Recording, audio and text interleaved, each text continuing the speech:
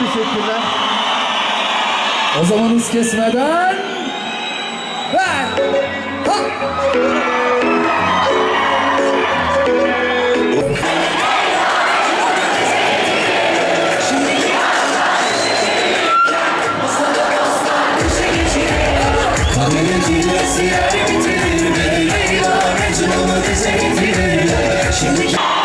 Ya şu an şuradan sizi yani görmenizi isterdim. Cidden kendinizi orada yani şurada burayı görmenizi isterdim. Vallahi. Şimdi ben bir şarkı söyleyeceğim. Bana eşlik edeceğinizden hiç şüphem yok.